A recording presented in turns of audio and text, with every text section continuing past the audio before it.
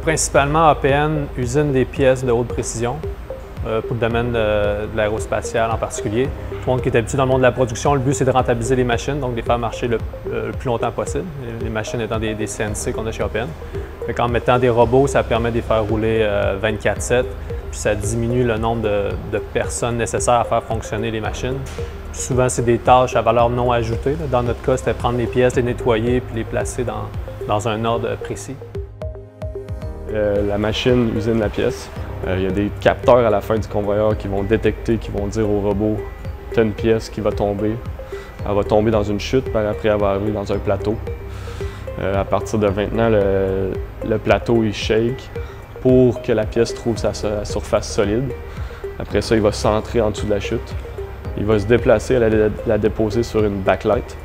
Par après, le robot va prendre une photo qui va détecter la pièce exactement, les edges qu'il va aller prendre. Il va aller prendre la pièce, il va aller la nettoyer dans l'eau, l'aérer, dépendant selon le cycle de nettoyage choisi. Il va aller la déposer soit dans les bacs ou dans un petit bol, une petite impression 3D dans le fond qui est comme une déposition qui veut dire à l'opérateur cette pièce-là est à aller à mesurer. Éventuellement, on a décidé d'implanter le même type de robot sur chaque machine, chaque tour numérique. On est maintenant rendu à 9. Il n'y avait pas vraiment de technologie qui permettait de reconnaître des pièces facilement. Parce que nos programmes vont toucher environ 300 pièces différentes. Il y avait des logiciels de reconnaissance d'images, mais c'était compliqué à programmer.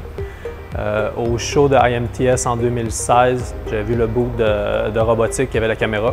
Puis là, finalement, j'ai vu de quoi de facile à programmer qu'on pouvait multiplier ici chez APN.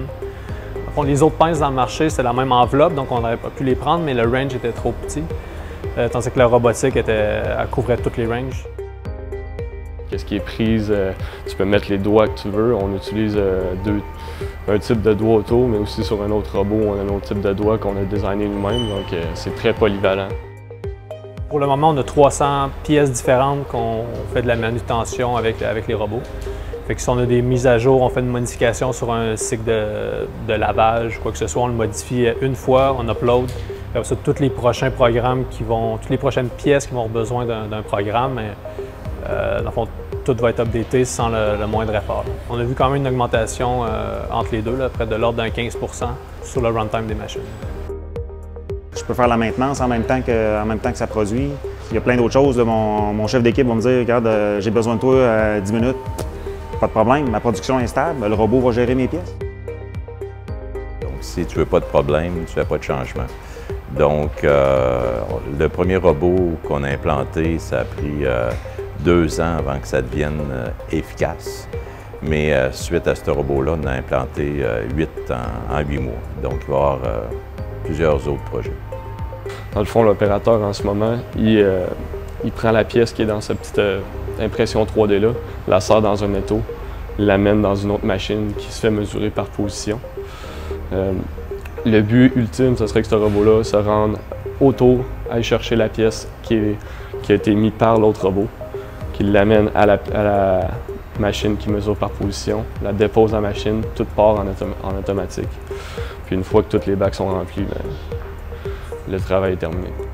Puis dans les dernières années aussi, ça a été publicisé dans les nouvelles puis un peu partout que les robots allaient servir à maintenir des emplois au Québec, plus que d'en enlever comme on entendait il y a 20 ans par exemple.